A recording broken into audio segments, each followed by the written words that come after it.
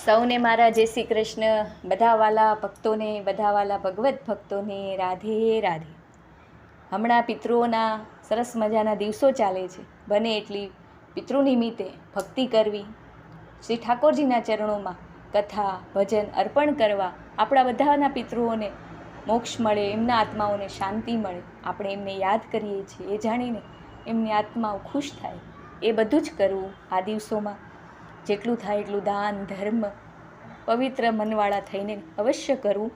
તો અત્યારે હું શ્રીમદ ભાગવત કથાનો 10મો સ્કંધના એક ચરણ વાંચીશ, જેમાં શ્રી કૃષ્ણની બાળ લીલાઓ છે. ભગવાન શ્રી કૃષ્ણએ એમાં જે લીલાઓ કરી છે એ વાંચીશું આપણે રોજ એક ભાગ. કેમ કે 10મો સ્કંધ એ શ્રીનાથજીનું હૃદય કહેવામાં આવ્યું છે. દરેક માનવે પોતાના હૃદયની ગતિને સંસારમાં જતી રોકીને ઈશ્વર તરફ વાળવા કોશિશ કરવી જોઈએ. એ 10મા સ્કંદમાં કહેલું છે. 10મા સ્કંદમાં ભગવાન બાલકૃષ્ણની લીલાઓ છે, કંસ વધ છે.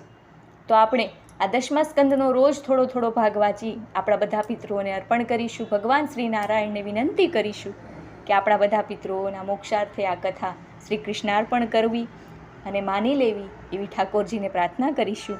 તો ભગવત ભક્તો, આજથી 10મો સ્કંદ વાંચીશું.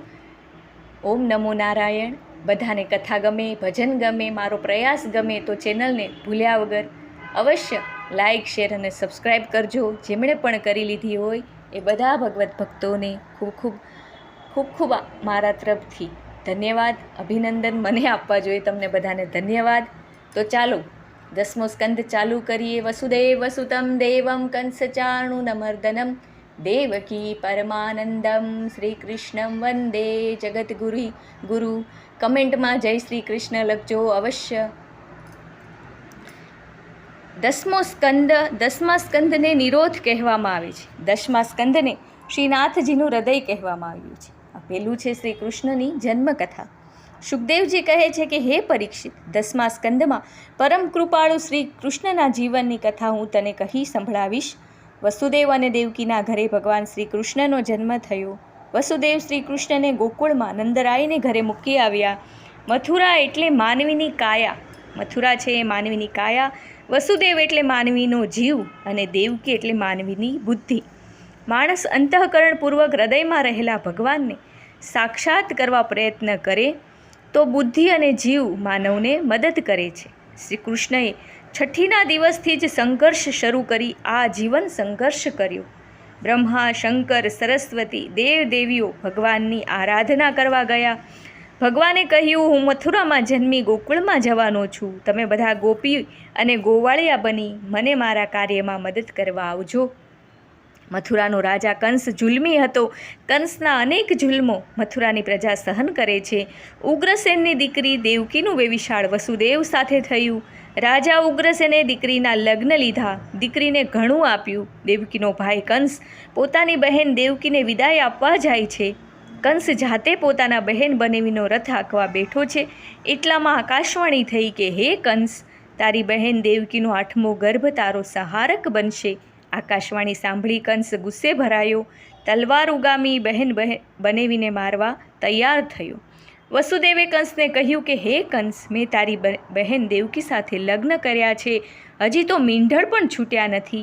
લગ્ન પછી સંસાર ભોગવવાની અમારી ઈચ્છા છે. અમે અમારા જેટલા સંતાનો થાય તે તને આપી દઈશું. દેવકી કહે, વસુદેવ, મામો ભાણેજને કંઈક ભેટ આપે તેને બદલે મારા બાળકો જ કંસને આપી દેવા. દેવકીને દુઃખ થાય છે. દેવકી વસુદેવને 5 દીકરા થયા. એક દિવસ કંસ રાજસભામાં બેઠેલો દેવકીના બાળકોને મારી નાખવાની યોજના કરે છે. તે જ વખતે નારદજી શ્રીમન નારાયણ કરતા જપ કરતા કંસની સભામાં આવે છે. કંસને જોતા નારદજી કહ્યું કે હે કંસ, તમે કેમ આમ સુકાઈ ગયા છો? કંસે નારદજીને આકાશવાણીની વાત કરી. નારદજી કહે કે હે કંસ રાજા, કોઈ પણ વાત સાંભળો તેના પર ધીરજથી વિચાર કરો. દેવકીનો 8મો બાળક તમારો સહારક છે, પણ તે 8મો પહેલેથી છે કે છેલ્લેથી? કંસે આ સાંભળતા જ દેવકી વસુદેવના બધા પુત્રોને નાળીને વધેરી નાખ્યા. વસુદેવ દેવકીને જેલમાં પૂરી દીધા. દેવકી ખૂબ કલ્પાંત કરવા લાગ્યા. મારા નિર્દોષ બાળકોને મામાએ મારી નાખ્યા. વસુદેવ દેવકીને ધીરજ આપતા કહે છે કે હે દેવકી, ઈશ્વરને જે ગમે તે સહન કરવું, હૃદયમાં ઈશ્વરને રાખી તેનું સ્મરણ કરવું અને દુઃખમાં ધીરજ રાખવી. એમ કરતાં કરતાં દેવકીના 7મા ગર્ભની શરૂઆત થઈ. દેવકી વસુદેવ ઈશ્વરનું આરાધન કરવા લાગ્યા. હે ભગવાન, તમારા સિવાય અમારું કોઈ નથી, ને જો તમારી સાચી ભક્તિ કરી હોય તો અમારા સંકટના સમયમાં અમારી વહારે આવજો. ભગવાનના ભક્તો 4 પ્રકારના છે. પહેલાં છે આર્થ એટલે કે અનેક વિધિ પીડાતો, બીજો છે જિજ્ઞાસુ, ત્રીજો છે અર્થાર્થી અને ચોથો છે જ્ઞાની. દરેક પોતપોતાની રીતે ભગવાનની ભક્તિ કરે છે. વસુદેવ દેવકીને કહે છે કે હે દેવકી, ભગવાન પાસે કાંઈ ન માંગવું, ભગવાનનું ભજન કરો. ભગવાનને યોગમાયાને કહ્યું કે દેવકીના 7મા ગર્ભને ખેંચી રોહિણીના ગર્ભમાં મૂકી આવ અને તું ગોકુળમાં યશોદાના પેટે જન્મ લે. ગોકુળના રાજા નંદરાયને ઘરે અનેક ગાયો હતી પણ સંતાન ન હતું. નંદરાય શાંડિલ્ય ઋષિને કહે છે કે અમારી કુંડળી માંડો અને કહો કે અમારા નસીબ આવા કેમ.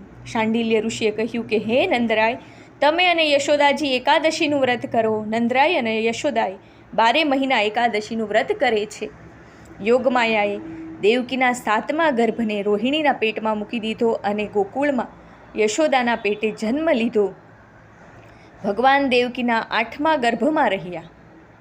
વસુદેવ દેવકી દિવસ રાત ઈશ્વર સ્મરણ કરે છે. નંદરાય અને યશોદા એકાદશી વ્રત કરે છે. 10 માસ 10 દિવસ થાય છે. ઝરમર ઝરમર વરસાદ વરસે છે. બ્રાહ્મણો વેદ મંત્રો બોલે છે. જેલના ચોકીદારો યોગ નિંદ્રામાં પડ્યા છે. શ્રાવણ વદ 8મને બુધવાર રોહિણી નક્ષત્ર રાત્રે 12 વાગ્યે મથુરાની જેલમાં પરમ કૃપાળુ પરમાત્મા ચતુર્ભુજ સ્વરૂપે અવતર્યા છે. વસુદેવ દેવકીએ ભગવાનને સાષ્ટાંગ પ્રણામ કર્યા. હે પ્રભુ, આપ આપનું ચતુર્ભુજ સ્વરૂપ સંકેલી લ્યો. ભગવાન કહે કે હે વસુદેવ દેવકી, 3 જન્મથી તમે મારી આરાધના કરતા હતા.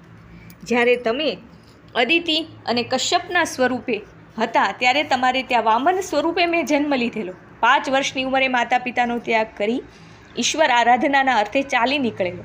આજે તમારી આશા પૂરી કરવા હું તમારા બાળક તરીકે આવ્યો છું. હું મારું ચતુર્ભુજ સ્વરૂપ સંકેલી બાળ સ્વરૂપ ધારણ કરું છું. જુઓ, સામે કંડિયો પડ્યો છે, તેમાં મને મૂકી ગોકુળ લઈ જાઓ. ત્યાં યશોદા માતાને દીકરી જન્મી છે, તેને લાવી મારી જગ્યાએ મૂકી દેજો. પરમ કૃપાળુ પરમાત્માએ ચતુર્ભુજ સ્વરૂપ સંકેલી લીધું છે અને બાળ સ્વરૂપ થઈ ગયા. વાસુદેવ બાળકૃષ્ણને કંડિયામાં મૂક્યા, પીળું વસ્ત્ર ઓઢાડ્યું, ચુંબન કર્યું, માથા પર કંડિયો મૂકી જેવા જ નીકળ્યા જેલની બહાર તો જેલના દરવાજા આપોઆપ ખુલી ગયા. પહેરેદારો યોગ નિંદ્રામાં પોઢી ગયા. ઝરમર ઝરમર વરસાદ વરસતો હતો. શેષનાગે બાળકૃષ્ણ ઉપર છાયા કરી. મહારાણી યમુના બાળકૃષ્ણનો ચરણ સ્પર્શ કરવા જોર જોરથી ઉછળવા લાગ્યા. વસુદેવ યમુનાજીમાં ઉતર્યા. બાળકૃષ્ણના જમણા પગના અંગૂઠાને મહારાણી યમુનાએ સ્પર્શ કરી લીધો. ધીમે ધીમે યમુનાનો વેગ શાંત થયો અને વસુદેવને યમુનાજીએ માર્ગ કરી આપ્યો. વહેલી સવારે ધીમે ધીમે વસુદેવ ગોકુળ પહોંચ્યા. યશોદાના પડખામાં રહેલી દીકરી સ્વરૂપ યોગમાયાને લઈ તેની જગ્યાએ બાળકૃષ્ણને મૂકી વસુદેવ મથુરા પાછા આવી ગયા. યોગમાયાને દેવકીના પડખામાં મૂકી ચોકીદારોએ જાગી કંસને ખબર આપી કે દેવકીએ દીકરીને જન્મ આપ્યો છે. તરત જ કંસે આવી યોગમાયાને 2 પગથી પકડી પથ્થર પર પછાડવાની તૈયારી કરી. ત્યાં જ યોગમાયા આકાશમાં જઈ પહોંચી અને કંસને કહેતી ગઈ કે હે કંસ, તારો વેરી ક્યારનો કોઈ સ્થળે જન્મી ચૂક્યો છે. નંદરાયના ઘર આગળ દૂધના ઘડા લઈ ગોવાળિયાઓ યશોદાના બાળ જન્મની વધામણીની રાહ જુએ છે. યશોદાની બહેને બહાર આવી નંદરાયને વધાઈ આપી. લાલો ભયો, લાલો ભયો. નંદરાયના ગળામાં 10 કરોડની માળા હતી, તે યશોદાની બહેનને આપી દીધી. વિદ્વાન બ્રાહ્મણોને બોલાવી નાળ છેદન વિધિ કરાવ્યો. પુત્ર જન્મની ખુશાલીમાં નંદરાયે બ્રાહ્મણોને ગાયો દાનમાં આપી. સારાએ ગોકુળમાં જાહેરાત થઈ કે નંદરાયના ઘરે યશોદાના ઉદરથી લાલાનો જન્મ થયો ને ગોકુળ ગામના વાસીઓ જોર જોરથી ગાવા લાગ્યા. નંદ ઘેરા નંદ ભયો, જય કનૈયા લાલ કી. ભગવાન બાલકૃષ્ણનો જન્મ થયો છે. સુખદેવજી કહે છે કે હે પરીક્ષિત, આ તારો 5મો દિવસ છે. ગોકુળમાં ઠાકોરજીના પ્રાદુર્ભાવમાં ગોકુળધામ આખું ગાંડું થયું છે. લાલો ગાયોના માલિક, અઢળક સંપત્તિ છતાં નંદરાયના ઘરે આજ દિન સુધી શેર માટીની ખામી હતી. ભગવાન બાળકૃષ્ણના જન્મથી નંદરાય યશોદાના આનંદની સીમા ન રહી. માતા યશોદા પાસે એક દિવસ સર્પધારી બાવા આવ્યા છે. યશોદા માતાને કહે કે હે માતા, મારે તમારા લાલાના દર્શન કરવા છે. યશોદા મનોમન વિચારવા લાગ્યા કે આ બાવાને જોઈ મારો બાળુડો ડરી જશે. તેથી નંદરાયને કહ્યું, બાળ જન્મનો ઉત્સવ મનાવવા ઋષિ આવ્યા છે, એમને દક્ષિણા આપી દો. બાવાજી કહે, મારે દક્ષિણા નથી જોઈતી, મારે તો બાળકના દર્શન કરવા છે. અંદર બાળકૃષ્ણ રડવા લાગ્યા. માતા યશોદા ઘણું ઘણું કરે છે, પણ કનૈયો છાનો રહેતો નથી. બાવાજી કહે, બાળકને અહીં લાવો, મારી પાસે બાળકને છાનો રાખવાનો મંત્ર છે. યશોદા માતા કહે, બાવાજી દૂર ઊભા રહો, હું મારા બાળકને લઈ આવું છું. બાવાજી પણ રડવા લાગ્યા. બાળક બાવાજીને જોતાં જ હસવા લાગ્યું. બંને હસ્યા છે. બાવાજી સાક્ષાત શિવજી હતા. ઠાકોરજીના બાળ સ્વરૂપના દર્શન કરવા આવેલા. હરિ અને હર મળ્યા, સાથે રડ્યા, સાથે હસ્યા. આ બાજુ મથુરામાં કંસે વિચાર કર્યો કે મારો વેરી જન્મી ચૂક્યો છે, તો આજે મારા રાજ્યમાં જન્મેલા તમામ બાળકોને મારી નાખો. આજે 14 હતી, બાળ કનૈયાની 6ઠી હતી. વિધાતા આજે કનૈયાના લેખ લખવાની હતી. અનેક પ્રકારની ગોકુળમાં તૈયારી થતી હતી. આજના ઉત્સવમાં ભાગ લેવા માનવ મહેરામણ ઉમટ્યો હતો. બોલો કૃષ્ણ કનૈયા લાલ કી જય. જય જય શ્રી રાધે.